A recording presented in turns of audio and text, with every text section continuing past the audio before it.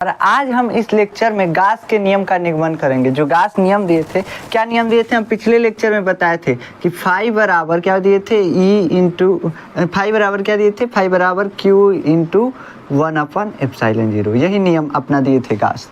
ये क्या होता है फाई? तो फाई को हम बताए थे, फाई जो है ये क्या है, विद्युत फ्लक्स है। और विद्युत फ्लक्स क्या होता है ये भी हम बताए थे कि फाई बराबर होता है E cos थीटा। कहाँ से आता है ये सब हम बता चुके हैं आपको पिछले लेक्चर में, ये सब चीज़ें हम बता चुके हैं आपको। फिर भी एक बार हम बता देते हैं कि ये फाई क्या होता है, विद्युत फ्लक्स क्या होता है।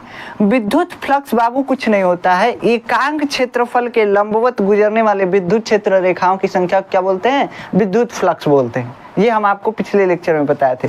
जैसे ये क्षेत्रफल है, 4 गो इसे विद्युत रेखा आ रही हैं, सब विद्युत क्षेत्र रेखाएं से 4 गो आ रहे हैं, सब लंबवत गुजर गई सब।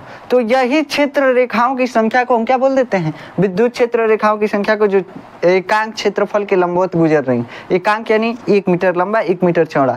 जब ऐसा क्षेत्रफल हो जिसकी लंबाई 1 मीटर लंबाई हो 1 मीटर चौड़ाई हो, ऐसे क्षेत्रफल से जब विद्युत क्षेत्र रेखाएं गुजरती हैं तो उन क्षेत्र रेखाओं की संख्या को जो लंबवत गुजरती हैं, लंबवत का मतलब ऐसे एकदम खड़ा सीधा गुजर जाए, ऐसे तिरछा मिर्छा नहीं, एकदम खड़ा गुजर जाए, तो लंबवत जो रेखाएं गुजरती हैं उनकी संख्या क्या बोलते हैं, उनकी संख्या को विद्युत फ्लक्स बोलते हैं, इलेक्ट्रिक फ्लक्स बोलते हैं।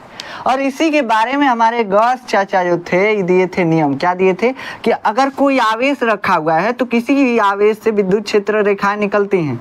किसी भी आवेश के चारों तरफ विद्युत क्षेत्र होता है, विद्युत क्षेत्र को दर्शाने के लिए हम विद्युत क्षेत्र रेखाएं खींचते हैं। अब विद्युत क्षेत्र रेखाएं जो होती हैं, अगर ये क्षेत्र रेखाएं निकल रही हैं, यानी अगर कोई पृष्ठ हम लगा दें तो ये किसी पृष्ठ से भी पास होंगे। अभी बताए हैं कि एकांक क्षेत्रफल से ये पृष्ठ लगाए यानी क्षेत्रफल बन गया। अब मान लीजिए जो आवेश है ना, इसको फुटबॉल जैसे बंद कर दिए एगो गेंद में बंद कर दिए तो पृष्ठ बन गया, सरफेस बन गया, फुटबॉल का सरफेस बन गया। सरफेस से पास होंगी जब भी विद्युत क्षेत्र रेखाएं, क्या बनेगा, इलेक्ट्रिक फ्लक्स बनेगा। इलेक्ट्रिक फ्लक्स का मतलब विद्युत फ्लक्स। अब यहाँ पे विद्युत फ्लक्स जो बन रहा है इसी के बारे में बताए थे कि किसी आवेश के कारण कितना विद्युत फ्लक्स बन सकता है, कुल कितना विद्युत फ्लक्स बन सकता है। तो कुल विद्युत फ्लक्स इस आवेश के कारण कितना बनेगा, Q इंटू 1/ε0। ये तो कह के चले गए, ये चाचा जो थे चाचा कह के चले गए, हम कह के चले गए तो मानेंगे नहीं। तो आज हम इन्हीं के सूत्र का निगमन करेंगे, देखेंगे सही बोल रहे हैं कि झूठो कह रहे थे, हमको झूठो मूठो का पढ़ा रहे थे। तो देखिए हम आज पढ़ेंगे इसमें गास के नियम के बारे में। गास के नियम का मतलब सत्यापन करेंगे। गास के नियम का सत्यापन करने से पहले आपको मालूम होना चाहिए घन कोण क्या होता है, जिसको हम बोलते हैं सॉलिड एंगल बोलते हैं, जिसको हम घन कोण। आज तक आप कोण पढ़े होंगे, दो रेखाओं के बीच जो बनता है कोण, उसी को हम घन कोण बोलते हैं। दो रेखाएं जब एक दूसरे से झुकी होती हैं तो झुकाव को ही हम कोण बोलते हैं, ये आप पढ़े होंगे। ये घन कोण क्या होता है, घन कोण नहीं समझ में आता है आज तक। घन कोण ये देखिए, ये 2D में बना हुआ है, मतलब एक सरफेस पे ही कोण बन गया, 2D में कोण बन गया। क्या हो गया, मतलब ये कोण बन गया, 2D में बन गया, इसमें कोई दिक्कत नहीं है, इसे नाप देंगे कोण। घन कोण क्या होता है, घन कोण का मतलब जो 3D में बने। 3D में मतलब कि इस पे हम घन कोण को बना ही ना पाए, इस पे हम घन कोण को नहीं बना पाएंगे। देखिए कैसे, ये मान लीजिए एक लाइट बल्ब है, ये लाइट बल्ब है कि नहीं है बल्ब। अब ये 3D में कोण बनाएगा, इसके चारों तरफ देखा जाए तो रेखा से चारों तरफ इसका बना हुआ है, इससे 2 रेखा ऐसे झुकेंगी सब, ऐसे घूमेंगी सब, तो ये बन जाएगा लाइट बल्ब। समझ रहे हैं। ऐसे मान लीजिए कि 2 रेखाएं ऐसे हैं सब, ये पूरा ऐसे एक चक्कर ऐसे मारी है सब, तो क्या बना है, 3D में कोण बना है। 3D में है बल्ब जो है, इसे 3D में बनाने के लिए एक चक्कर पूरा, तो समझ रहे हैं। 3D में जब कोण बनता है तो उसी को हम घन कोण बोलते हैं, यानी कि सॉलिड एंगल बोलते हैं। ये सॉलिड एंगल कैसे बनता है और ये इसमें क्या फर्क है, सॉलिड एंगल में और इसमें क्या फर्क है, पहले समझ जाइए फर्क क्या होता है, नॉर्मल एंगल और सॉलिड एंगल में फर्क। देखिए नॉर्मल एंगल जो बनता है, अगर आप नॉर्मल एंगल देखेंगे तो नॉर्मल एंगल मान लीजिए एक वृत्त है, वृत्त के केंद्र से हम 2 त्रिज्याएं, एक त्रिज्या ये ले लिए और एक त्रिज्या ये ले लिए, R त्रिज्या हो गया। यहाँ पे हमको कोण नापना है। ये मान लीजिए कि हम L लंबाई का चाप खींचे हैं, 2 त्रिज्याओं की मदद से इस वृत्त में L लंबाई का चाप खींचे हैं। ऐसे हम कोण नापते हैं, हाई स्कूल में आप सीखे होंगे। तो इसमें कोण नापते हैं तो कोण क्या होता है, थीटा बराबर होता है चाप बटा त्रिज्या। चाप चाप कितना है, जितना ये दोनों त्रिज्या मिलके काट रहा है यही चाप है। तो चाप और बटा त्रिज्या यही कोण बन गया। ठीक, समझ रहे हैं, यही ना हम पढ़े थे। तो थीटा बराबर क्या हो जाता है, L/R। यहाँ से हम कोण निकाल लेते हैं। और ये कोण क्या निकला, तो ये कोण निकला हमको कहाँ से, ये कोण निकला हमको 2D में कोण निकला, यानी कि जो सरफेस पे बनेगा कोण वो निकला। 3D जो स्पेस में बन रहा है। अब मानिए है बल्बवा इसे बना सकते हैं का इस पे, रियल में नहीं बन सकता ना। तो ये 3D में है। 3D में बनाने के लिए हमको तीन मतलब एक्सिस चाहिए। इसमें क्या है, इसमें तो x एक्सिस और y एक्सिस है। ये y एक्सिस, ये x एक्सिस, 2 एक्सिस रहेगा तो बन जाएगा ये कोण। लेकिन हमको 3D में अगर कोई कोण बनाना है उसके लिए 3 एक्सिस होना चाहिए।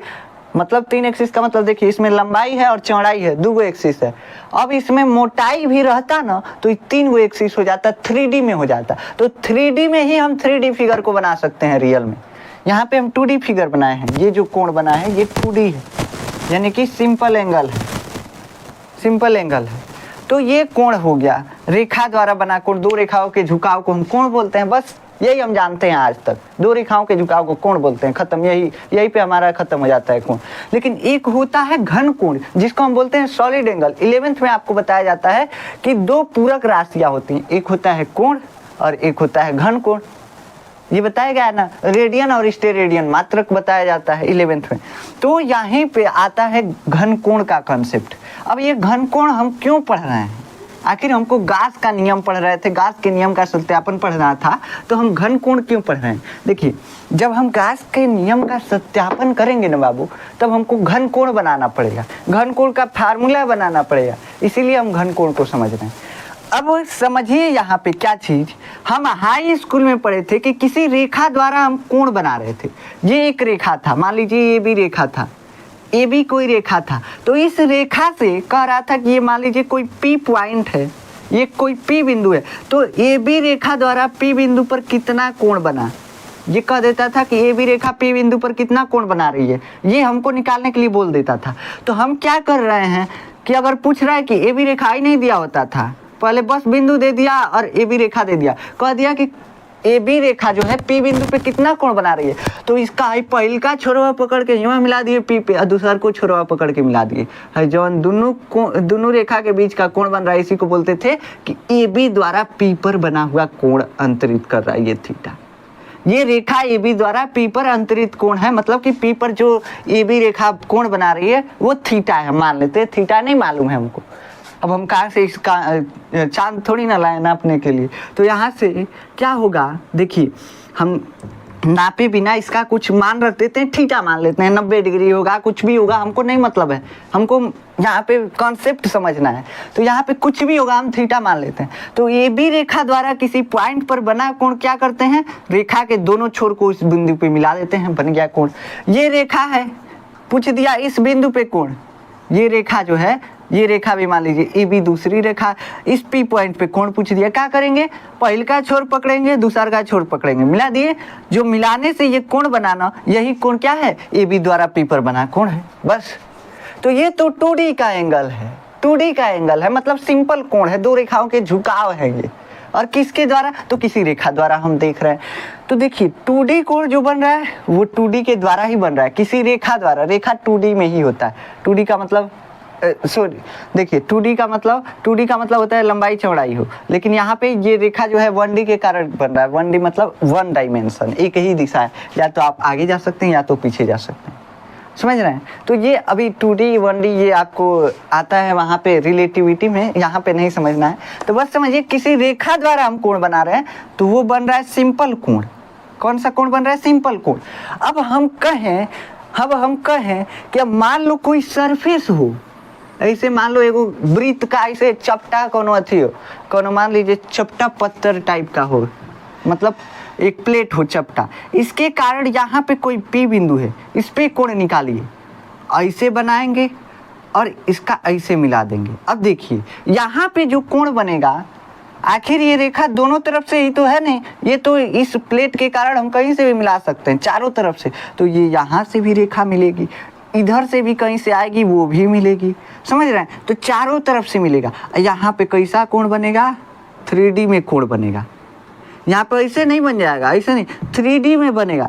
3D में देख रहे हैं। जैसे आप आइसक्रीम खाते हैं तो आइसक्रीमों के नीचे जो कुप्पिया वाला आइसक्रीम देखे होंगे, कुप्पी वाला ऐसे कोन वाला आइसक्रीम होता है, वो सब कई लोग अलगे अलगे लड़के होते हैं, सब कई लोगों को खिलाते हैं, देखे होंगे। तो देखिए यहाँ पे कोन वाला जो आइसक्रीम होता है, कोन शेप वाला, उसमें नीचे जो एंगल बनता है ना, वही क्या है, वही घन कोण दर्शाता है, जो नीचे एंगल बनता है, समझ रहे हैं। ऊपर जो ऐसे बर्फवा रखा होता है ना, वो भी कोण को दर्शा सकता है। जो बर्फवा ऐसे गोल का रखा होता है कोन शेप वाले आइसक्रीम में, वो भी क्या दर्शाता है, वो भी दर्शाता है, ऐसे रखा होता है ऐसे।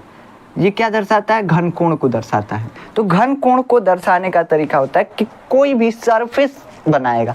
इसमें क्या बना रहा था, कोई रेखा के कारण बन रहा था, तो ये 2D में बन रहा था, सिंपल कोण बन रहा था। अब घन कोण कैसे बनता है, तो अगर कोई सरफेस हो, कोई क्षेत्रफल हो, यहाँ पे रेखा था, जब किसी क्षेत्रफल द्वारा किसी बिंदु पर कोण बनता है तो वो घन कोण बनता है, सॉलिड एंगल बनता है।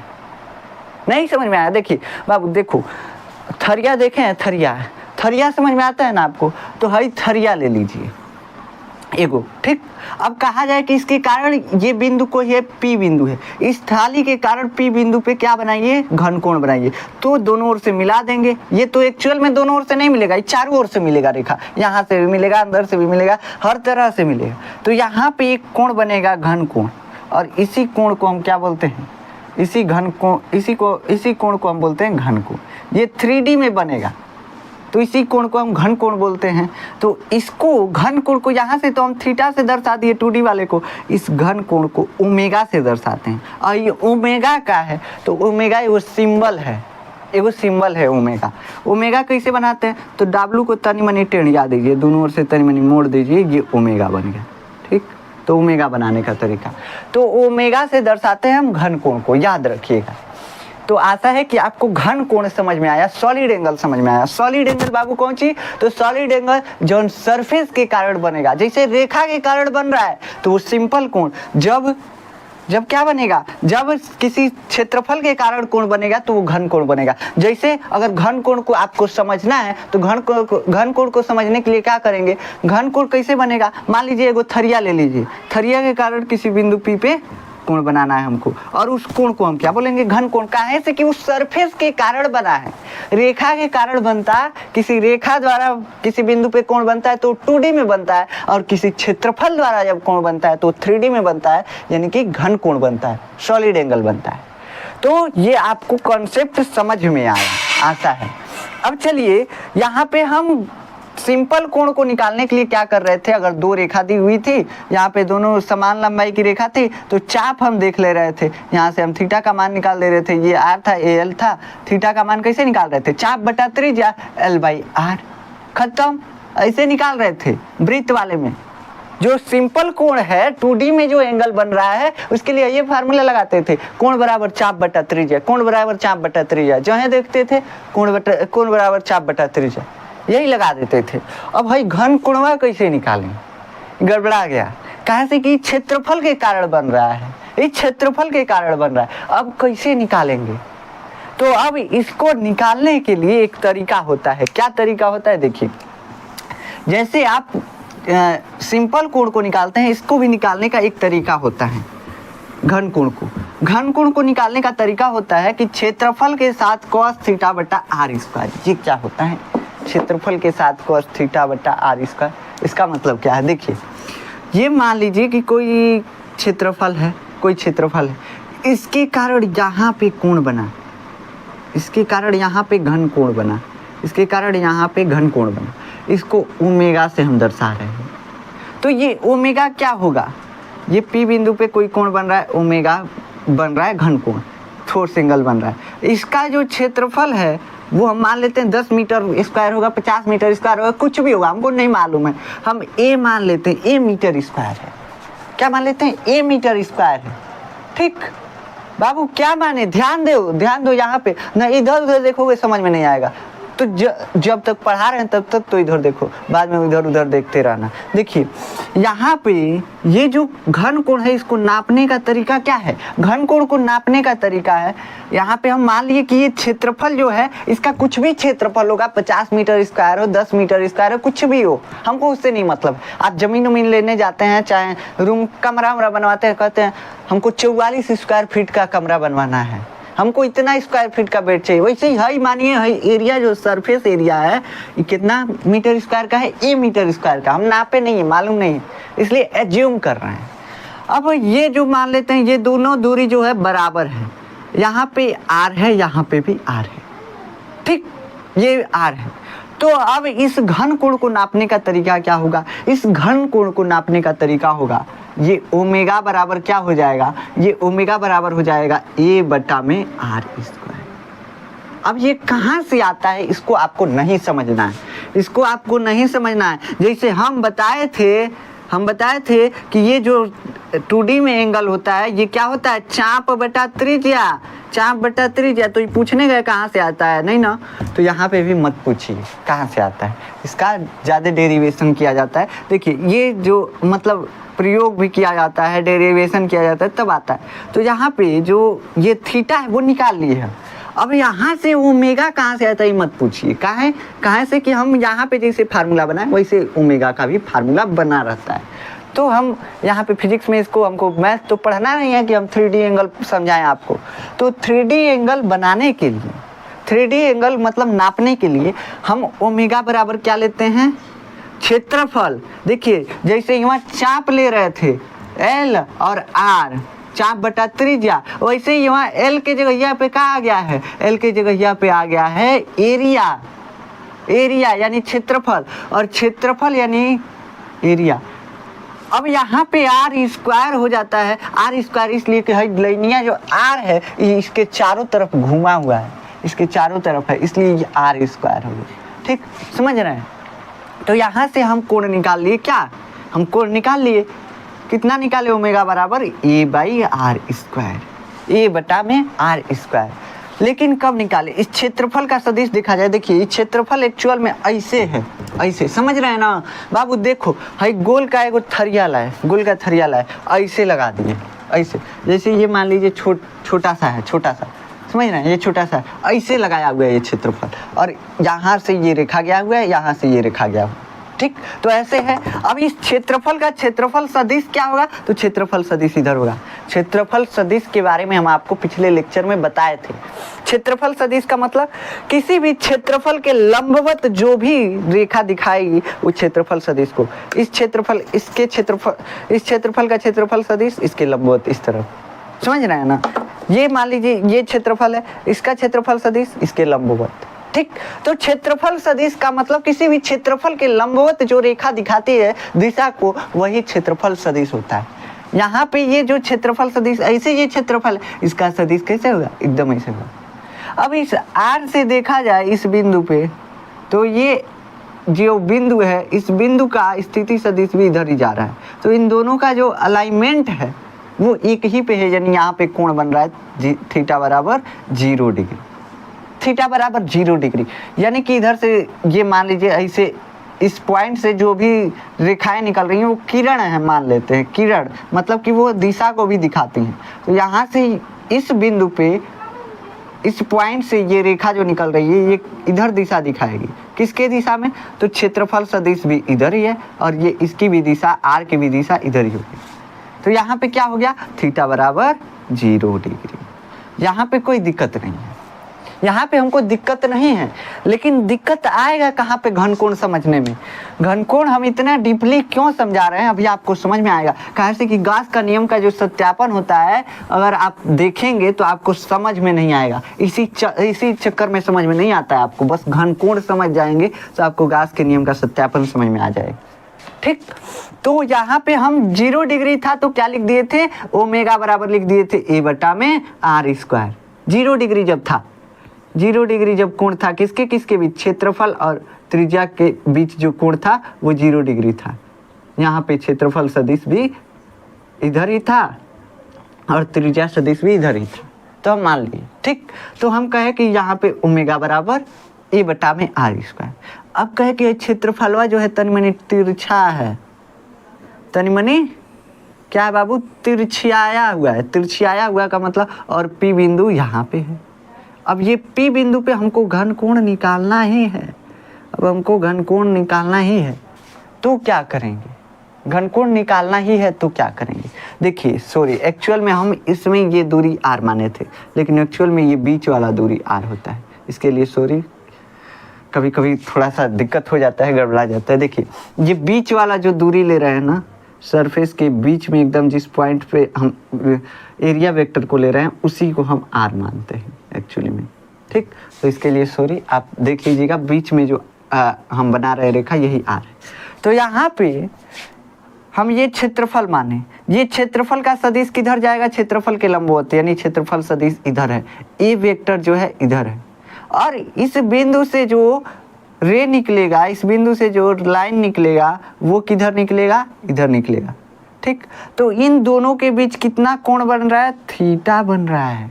कितना बन रहा है, थीटा बन रहा है, कुछ बन रहा है। लेकिन ये कौन सा थीटा है, देखिए 2D में यहाँ पे बन रहा है, यहाँ पे ऊपरा जो है 2D में बन रहा है। हमको है 3D एंगल वाला ज्ञात करना है जी, हमको 3D एंगल वाला ज्ञात करना है, हमको घन कोण ज्ञात करना है, ओमेगा ज्ञात करना है कि नहीं। हम है कोण ज्ञात करके क्या करेंगे, लेकिन यहाँ पे हो जाता है लोचा। क्या लोचा हो जाता है, अगर किसी कोण पे जब क्षेत्रफल झुका हुआ हो तब यहाँ पे ओमेगा बराबर आता है, क्या आता है, ये मान लीजिए यहाँ से यहाँ तक की दूरी कितनी मानते हैं, आर मानते हैं। ठीक, तब यहाँ पे क्या आ जाता है, अब यहाँ पे हम इसका घटक करेंगे। हमको चाहिए क्या, इधर दोनों सेम था, क्षेत्रफल सदिश और त्रिज्या का जो दिशा था सेम था, तब ए बटा आर लिख दिए, ए बटा आर लिख दिए। लेकिन हमको यहाँ पे थीटा है, यहाँ पे क्या है बाबू, थीटा है। ठीक, हमको इसका एरिया का घटक इस तरफ चाहिए, एरिया जो है, एरिया किधर, मतलब क्षेत्रफल का घटक किधर चाहिए, क्षेत्रफल सदिश किधर होना चाहिए, एकदम आर के अलाइनमेंट में होना चाहिए, आर पे एकदम होना चाहिए, आर के साथ 0 डिग्री का कोण बनाना चाहिए। तो हम इसका घटक कर देते हैं, कैसे कि ये क्षेत्रफल जो है सदिश है और सदिश का हम घटक कर सकते हैं। तो सदिश का घटक कैसे होता है, एक क्षैतिज घटक, पृथ्वी के समांतर जो घटक होता है क्षैतिज घटक, ये क्या आ जाएगा, ए कॉस थीटा आ जाएगा, थीटा के साथ वाला कॉस के साथ, और ऊपर वाला घटक क्या आ जाएगा, ए साइन थीटा आएगा कि नहीं आएगा। अब देखो बाबू, हमको निकालना क्या था, हमको तो निकालना है घन कोण, है कोणवा हम निकाल के क्या कर रहे हैं, हम इधर काहे भिड़े हुए हैं, ये तो क्षेत्रफल सदिश, इधर घटक निकाले, इधर घटक निकाले, है घटक निकालने में काहे भिड़े हुए हैं। हमको घन कोण निकालने के लिए, हमको घन कोण निकालने के लिए ये जो दूरी है पी से और क्षेत्रफल तक की दूरी, इसके समांतर में क्षेत्रफल सदिश होना चाहिए, तब जाकर के हम घन कोण निकाल सकते हैं। इसके समांतर में क्षेत्रफल सदिश होना चाहिए, मतलब इसके ऊपर ही क्षेत्रफल सदिश होना चाहिए, लेकिन है तो तिरछियाया हुआ है, तो हम इसका घटक करते हैं कि इसके ऊपर आ जाए। घटक किए तो क्या आया, घटक किए तो इधर आ गया ए कॉस थीटा, थीटा के साथ घटक कॉस के साथ आता है, और थीटा के अपोजिट साइन के साथ। यहाँ पे हम ला लिए घटक कौन सा, ए का घटक इधर इस पे आ गया ए कॉस थीटा। अब हम क्या किए थे, तो ओमेगा बराबर क्या किए थे, क्षेत्रफल सदिश, क्षेत्रफल यहाँ पे क्या था, क्षेत्रफल सदिश पूरा पूरा यहाँ पे था, लेकिन यहाँ पे क्षेत्रफल सदिश क्या है, ए कॉस थीटा है, ए कॉस थीटा है। साइन वाला ऊपर वाला छोड़ देते हैं, उसका कोई मतलब नहीं है, और बटा में आर स्क्वायर। तो बाबू देखो, अब यहाँ से घन कोण का फार्मूला क्या निकल के आ गया, ओमेगा बराबर ए कॉस थीटा बटा आर स्क्वायर। यहाँ पे थीटा का मान कितना था, थीटा का मान 0 डिग्री था, अगर 0 डिग्री रखेंगे थीटा का मान इसमें, तो ए और कॉस 0 डिग्री और बटा में आर स्क्वायर। देखिए क्या आ गया, कॉस 0 का मान 1, ए गुणे 1 बटा आर स्क्वायर, और गुणे 1 का मतलब कुछ नहीं होता, ए बटा आर स्क्वायर। आ गया कि नहीं आ गया, ए बटा आर स्क्वायर। तो ये जो क्षेत्रफल सदिश तनि मनि तिरछियाया हुआ हो तब के लिए हम ए कॉस थीटा लगाते हैं, नहीं तिरछा हो तो ये बटा आर स्क्वायर लगा दिए, कोई दिक्कत नहीं है। समझ में आया, तो ये हम यहाँ से निकाल सकते हैं, लगा सकते हैं।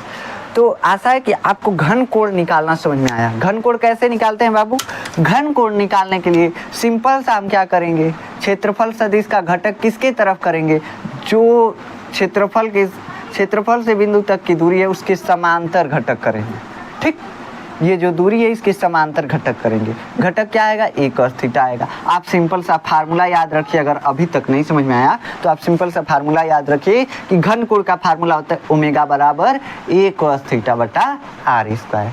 cos थीटा कौन, तो ये थीटा है, cos थीटा बटा r स्क्वायर। बस अब आपका गॉस का नियम सिद्ध करना बहुत आसान हो गया, बहुत आसान हो गया। बस यही फार्मूला हमको लाना था, ओमेगा बराबर a cos थीटा बटा r स्क्वायर।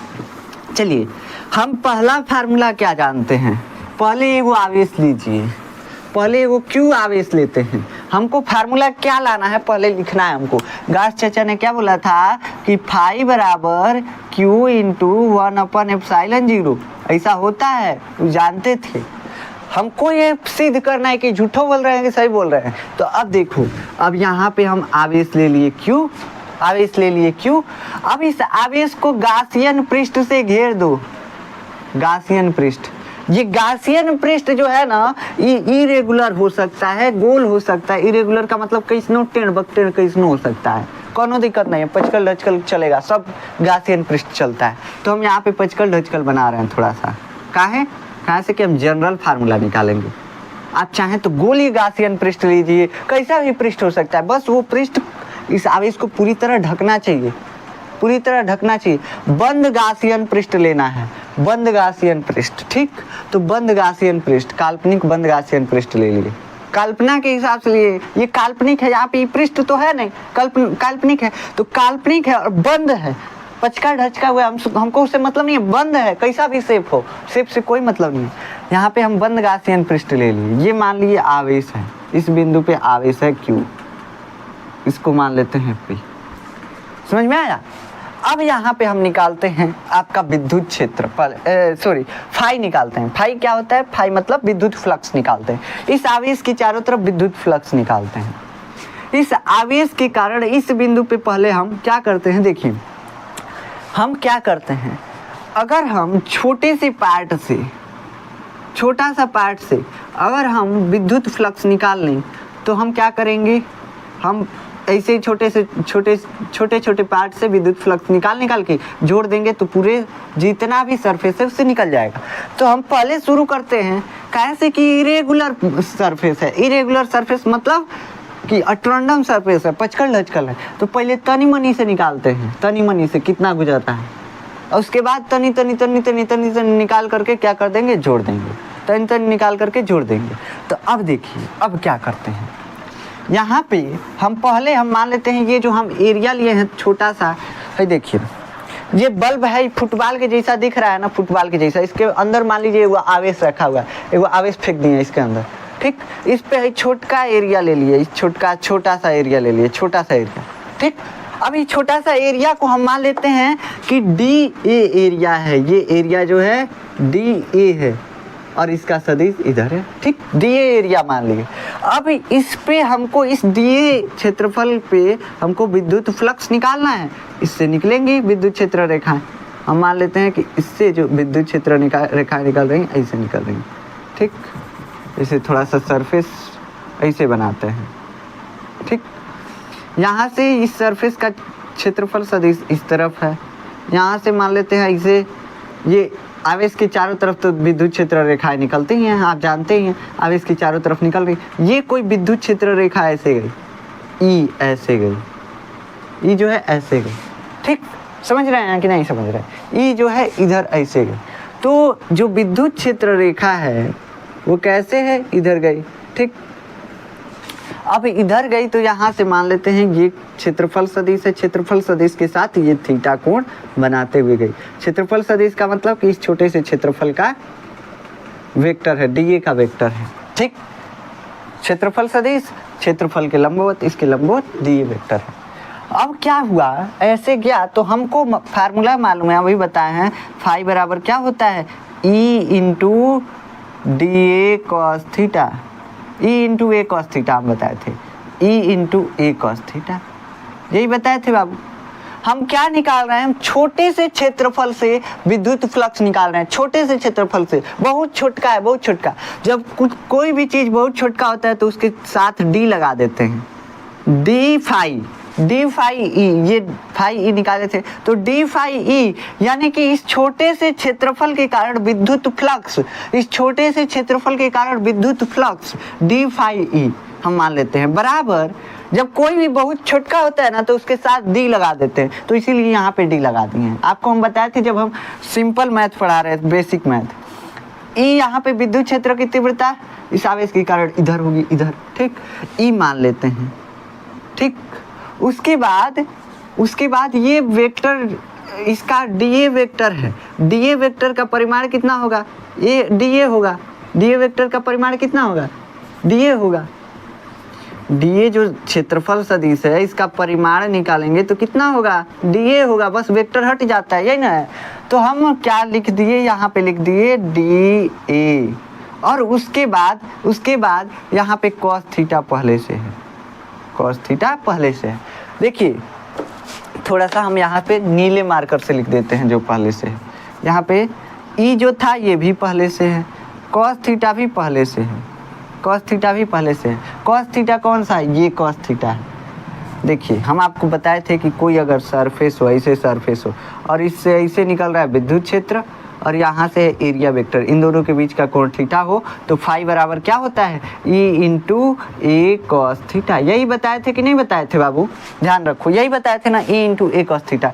ये एरिया वेक्टर है, ये विद्युत सदिश है, विद्युत क्षेत्र का सदिश है, ठीक, विद्युत क्षेत्र रेखा का सदिश है। तो यहाँ पे भी तो वही सिचुएशन है, विद्युत क्षेत्र रेखा का सदिश और एरिया वेक्टर, यहाँ पे भी सिचुएशन वही है, हम वही कर रहे हैं। देखो यहाँ पे हम एरिया जो है, एरिया का परिमाण निकाले तो कितना आएगा, डी ए आएगा, डी ए यहाँ पे रख दिए, विद्युत क्षेत्र का परिमाण ई आएगा और एरिया वेक्टर का परिमाण डी ए आएगा, हम रख दिए फार्मूला में। अब बस इसको सॉल्व करना है और कुछ नहीं करना, बस इसको सॉल्व करना है। अब ये कुछ चीज़ याद करो, क्या याद करना है आपको, क्या याद करना है आपको, देखिए हम आपको विद्युत क्षेत्र का फार्मूला क्या बताए थे, ई बराबर क्या बताए थे, ई बराबर बताए थे 1/4 पाई एप्सिलॉन 0 क्यू बटा में आर स्क्वायर, यही बताए थे कि नहीं। ये जो दूरी है इसी को हम आर मानते हैं, इस बिंदु पे हमको विद्युत क्षेत्र निकालना है कि नहीं, तो इस बिंदु पे विद्युत क्षेत्र पी बिंदु पे निकालना है, तो इस क्यू से दूरी जो है इस बिंदु की आर है और वही दूरी हम आर स्क्वायर इसमें लेते हैं, है कि नहीं, यही दूरी आर स्क्वायर हम इसमें लेते हैं, यही आर स्क्वायर इसमें लेते हैं। अब क्या हुआ, यहाँ पे phi E, D phi E कितना आ गया, डी फाई ई हमारा आ गया, ई का मान रख दीजिए, ई का मान कितना होता है 1/4 पाई क्यू बाई आर स्क्वायर, ठीक, 1/4 पाई, इस ई के जगह पे इसका मान रखिए, ई के जगह पे इसका मान कितना होगा 1/4 पाई एप्सिलॉन 0 और क्यू बटा में आर स्क्वायर, आर स्क्वायर किसका मान रखें, ई का मान रखें। अब डी ए कॉस थीटा पहले से है, डी ए कॉस थीटा पहले से है, ठीक ना, पहले से डी ए कॉस थीटा है। ये क्षेत्रफल जो है इस क्यू पे, इस आवेश पे मान लेते हैं हम डी ओमेगा क्या बना रहा है, कोण बना रहा है, छोटा सा घन कोण बना रहा है। कोई भी क्षेत्रफल, बड़का क्षेत्रफल हो, किसी भी बिंदु पे घन कोण बनाएगा। ये आवेश बिंदु समान है, ये आवेश बिंदु समान है, तो ये क्षेत्रफल जो है इस बिंदु पे कोण बनाएगा कुछ, और वो कोण कौन सा कोण होगा, घन कोण, कैसे कि क्षेत्रफल के द्वारा बनाएगा कोण घन कोण होता है, यहाँ पे भी घन कोण बनेगा। इसको हम मान ले रहे हैं डी ओमेगा, ये जो कोण बन रहा है ये मान ले रहे हैं डी ओमेगा है, समझ में आया, यहाँ पे हम डी ओमेगा इस कोण को मान लिए हैं। चलिए अब हम डी ए कॉस थीटा और ये सब मान रख दिए, अब इसको सॉल्व करते हैं थोड़ा सा। डी फाई ई बराबर हो गया यहाँ पे 1/4 पाई, 1 की जगह पे क्यू से गुणा कर दीजिए, क्यू से गुणा करेंगे तो q/4 पाई एप्सिलॉन 0 और डी ए कॉस थीटा और बटा में आर स्क्वायर। इस डी ए कॉस थीटा को क्यू की जगह पे ला दिए, क्यू का गुणा इसमें कर दिए और कोई दिक्कत नहीं है। तो ये हो गया आपका, ये हुआ कि नहीं हुआ, यहाँ तक कुछ गड़बड़ हुआ है। देखिए क्या किए हैं, पहली बार हम क्या किए हैं, एक आवेश लिए हैं, आवेश को गासियन पृष्ठ से घेर दिए हैं, गासियन पृष्ठ, बंद गासियन पृष्ठ से, बंद काल्पनिक गासियन पृष्ठ से घेर दिए हैं। हम मान लिए हैं इस गासियन पृष्ठ का हमको क्षेत्रफल निकालने नहीं आ रहा है, कहाँ से कि टेढ़ बकटेढ़ क्षेत्रफल है, निकाल सकते हैं, नहीं निकाल सकते हैं, बहुत टेढ़ बकटेढ़। तो हम कहे कि देखो हम क्षेत्रफल नहीं निकाल सकते, इसके लिए हम छोटा सा क्षेत्रफल लेते हैं। छोटा सा क्षेत्रफल लिए, हम मान लिए कि छोटा सा क्षेत्रफल जो है डी ए मीटर स्क्वायर है, डी ए मीटर स्क्वायर है। जैसे मीटर स्क्वायर में एरिया मापते हैं वैसे ये क्षेत्रफल डी ए मीटर स्क्वायर है। इस आवेश के कारण विद्युत क्षेत्र होगा इस क्षेत्रफल पे कोई बिंदु, मान लिए P बिंदु है, इस P बिंदु पे विद्युत क्षेत्र होगा इस Q के कारण, उसको मान लिए कि E, क्या मान लिए E। और हम मान लिए कि क्षेत्रफल सदिश और विद्युत क्षेत्र के बीच का जो कोण है वो क्या बन रहा है, DA बन रहा है, थीटा बन रहा है। कितना बन रहा है, थीटा बन रहा है। और इस क्षेत्रफल के कारण Q बिंदु यानी कि आवेश, जो बिंदु समान आवेश है उस बिंदु पर क्या बन रहा है, घनकोण बनेगा। क्षेत्रफल के कारण क्या बनता है, घनकोण बनता है, उसको मान लिए d ओमेगा बन रहा है। अब चलिए इसको सॉल्व करते हैं।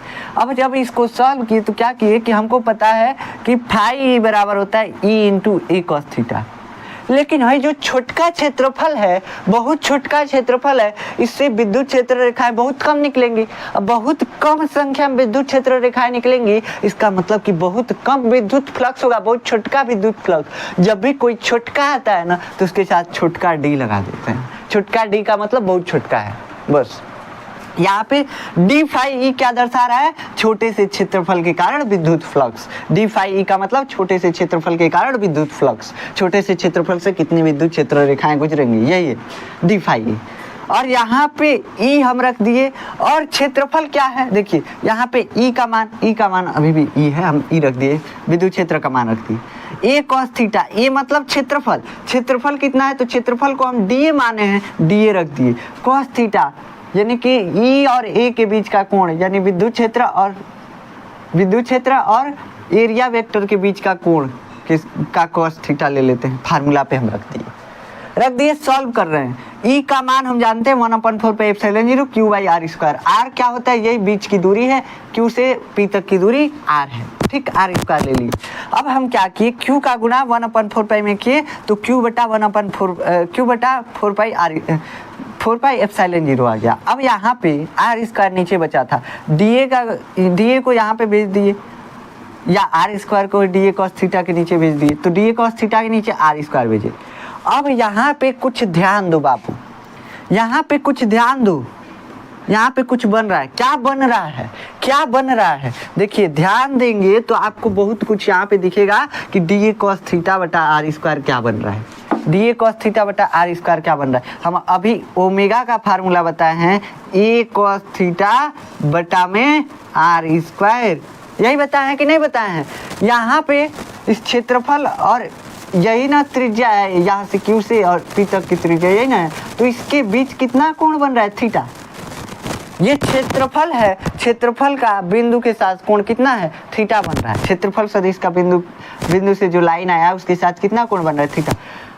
अब देखो यहाँ पे क्षेत्रफल हम क्या लिए हैं, डी ए, तो डी ए का मान यहाँ पे डी ए है। कॉस थीटा ये थीटा का कॉस है, और बटा में आर स्क्वायर, ये जो दूरी होता है आर होता है, तो यही आर स्क्वायर। अब यहाँ पे देखोगे आप तो यहाँ पे हम घन कोण ये कितना माने हैं, डी ओमेगा। तो हमको डी ओमेगा यहाँ से अगर निकालना हो तो इस फार्मूले के तहत हम क्या निकालेंगे, इस फार्मूले के हिसाब से ए के जगह पे क्षेत्रफल के जगह पे डी ए रख देंगे। क्षेत्रफल कितना है इसका, छोटे क्षेत्रफल डी ए है। कॉस थीटा, ये थीटा का कॉस लेना है, तो कॉस थीटा, और बटा में इनके बीच की दूरी, क्षेत्रफल और बिंदु के बीच की दूरी का स्क्वायर, आर स्क्वायर। तो डी डब्ल्यू बराबर हम निकाल लिए डी ए कॉस थीटा बटा आर स्क्वायर, और यहाँ पे क्या है, डी ए कॉस थीटा बटा आर स्क्वायर, यानी डी ए कॉस थीटा बटा आर स्क्वायर डी डब्ल्यू के बराबर है, डी ओमेगा के बराबर है। अब इसको हम यहाँ से हटा सकते हैं, तो डी फाई ई बराबर हो जाता है Q अपॉन 4 पाई एप्सिलॉन 0, और उसके बाद यहाँ पे क्या लिख सकते हैं, डी ए कॉस थीटा बटा आर स्क्वायर की जगह पे डी ओमेगा क्या है, इस Q आवेश पर अंतरित घन कोण है, किसके कारण, इस छोटे से क्षेत्रफल के कारण। डी ओमेगा थोड़ा सा कोण बन गया, हमको मिल गया कोण। अब क्या करें, हमको मिल गया यहाँ से कोण, और यहाँ तक हम फार्मूला अब डिराइव कर लिए। अब कुछ नहीं करना है, अब हमको निकालना है छोटे से क्षेत्रफल से हमको क्या मिल गया, विद्युत फ्लक्स मिल गया, लेकिन हमको संपूर्ण क्षेत्रफल से निकालना है, संपूर्ण क्षेत्रफल से। और हम आपको जब बेसिक मैथ पढ़ा रहे थे आपको, तो हम क्षेत्रफल निकालने के लिए बताए थे समाकलन किया जाता है। बताए थे कि नहीं बताए थे बाबू कि समाकलन किया जाता है। अब इसका समाकलन करेंगे, क्षेत्रफल निकालने के लिए हम बताए थे कि समाकलन कर दो क्षेत्रफल निकल जाता है। कोई छोटा सा क्षेत्रफल मालूम है, समाकलन कर दो क्षेत्रफल निकल जाता है। वैसे यहाँ पे करेंगे, यहाँ पे क्या है, डी फाई ई है, डी फाई ई बराबर क्यू अपॉन 4 पाई एप्सिलॉन 0 और डी ओमेगा, यही हमारा आया है। इसलिए ये तो छोटे से क्षेत्रफल से, अतः संपूर्ण क्षेत्रफल से, संपूर्ण क्षेत्रफल से, संपूर्ण क्षेत्रफल से फाई कितना होगा, तो फाई मतलब फ्लक्स, संपूर्ण क्षेत्रफल से फ्लक्स, ठीक, कितना आएगा, तो हम समाकलन कर देंगे। समाकलन का चिन्ह होता है हाथी के सूंड जैसा, इसे टेढ़ में रेखा खींच दो, सांप जैसा दिखता है लेकिन इसको हाथी के सूंड जैसा बोला जाता है, ठीक। यहाँ पे डी फाई ई रख दिए बराबर समाकलन क्यू बटा 4 पाई एप्सिलॉन 0 और डी डब्ल्यू, डी ओमेगा, बार बार मैं डब्ल्यू बोल दे रहा हूँ इसके लिए, सॉरी, तो डी ओमेगा। अब इसका समाकलन कर देंगे, आपका गॉस का नियम आ जाएगा। कैसे आ गया, तो देखो यहाँ पे अगर इसका समाकलन करेंगे, डी फाई ई का समाकलन करेंगे तो बस फाई ई बचेगा। फाई ई क्यों बचेगा, देखिए हम माने हैं कि संपूर्ण क्षेत्रफल से गुजरने वाला विद्युत फ्लक्स फाई है, छोटे से क्षेत्रफल से गुजरने वाला विद्युत फ्लक्स कितना है, डी फाई ई है। डी फाई ई हम छोटे से क्षेत्रफल के लिए माने और संपूर्ण के लिए फाई ई माने, तो संपूर्ण के लिए समाकलन करते हैं, संपूर्ण के लिए समाकलन कर दिए, तो जो समाकलन का आंसर आएगा संपूर्ण ही ना आएगा, तो फाई ई आ गया।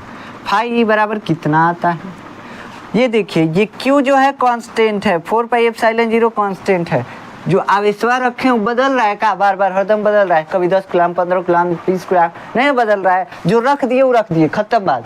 10 कूलम रखे 20 कूलम रखे, लेकिन जो रख दिए वो फिक्स है, तो ये क्यू का मान यहाँ पे फिक्स है, बटा में 4 पाई एप्सिलॉन 0, 4 पाई एप्सिलॉन 0 ये तो पहले से ही कांस्टेंट है, 4 पाई संख्या, एप्सिलॉन 0 भी संख्या, 8.85 × 10⁻⁻12 ये प्रकाश माध्यम की विद्युतशीलता होती है, ये आपको हम बता चुके हैं। लेकिन है डी डब्ल्यू जो है ना, ये बदल रहा है, छोटे से क्षेत्रफल के लिए कुछ और ही है घनकोण, बड़का क्षेत्रफल लेंगे घनकोण तनी बढ़ जाएगा, तनी और ही बड़का क्षेत्रफल लेंगे घनकोण और ही बढ़ जाएगा, और ही बड़का क्षेत्रफल और ही घनकोण बढ़ेगा, बढ़ता जाएगा। संपूर्ण क्षेत्रफल के लिए हमको घनकोण निकालना है, तो आप ध्यान रखिएगा, क्या ध्यान रखेंगे, जैसे अगर हम पूरा एक चक्कर घूम जाते हैं तो एक वृत्त में पूरा कितना डिग्री का कोण बनता है, 360 डिग्री का, डिग्री में। अब इसको हम अगर रेडियन में कन्वर्ट करते हैं तो ये हो जाता है 2 पाई के बराबर, 2 पाई रेडियन। पूरा संपूर्ण कोण कितना होता है, संपूर्ण सिंपल कोण कितना होता है, ये जो हम संपूर्ण कोण निकालेंगे 360, इसको 2 पाई रेडियन में लिखते हैं, और इसका जो एसआई मात्रक है रेडियन होता है 2D कोण का, लेकिन यहाँ पे तो 3D है, तो संपूर्ण क्षेत्रफल के कारण जो केंद्र पर कोण बनेगा उसका मान होता है वैसे ही यहाँ पे 4 पाई रेडियन, 4 पाई रेडियन, बस आप याद रखिएगा।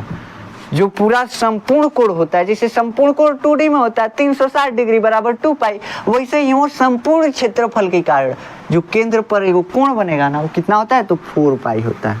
तो संपूर्ण के कारण हमको निकालना था, तो समाकलन डी डब्ल्यू बराबर कितना हो जाएगा, 4 पाई, क्योंकि संपूर्ण कोण कितना बनता है, 3D में संपूर्ण कोण जो होता है 4 पाई होता है, 4 पाई स्टेरेडियन होता है, स्टेरेडियन, ठीक, स्टेरेडियन इसका मात्रक होता है, तो 4 पाई स्टेरेडियन। अब यहाँ से फाई ई हमारा क्या निकल के आ गया, तो क्यू अपॉन 4 पाई एप्सिलॉन 0 और डी डब्ल्यू का मान हम अभी निकाले हैं 4 पाई।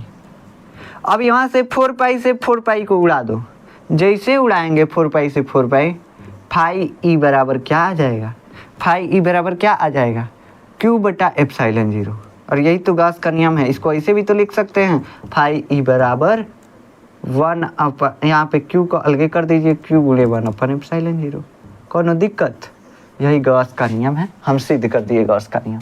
यही निकालना था, फाई ई बराबर कितना आता है, क्यू इंटू 1 अपन एप्सिलॉन 0, फाई ई बराबर क्यू इंटू 1 अपन एप्सिलॉन 0। इसका एक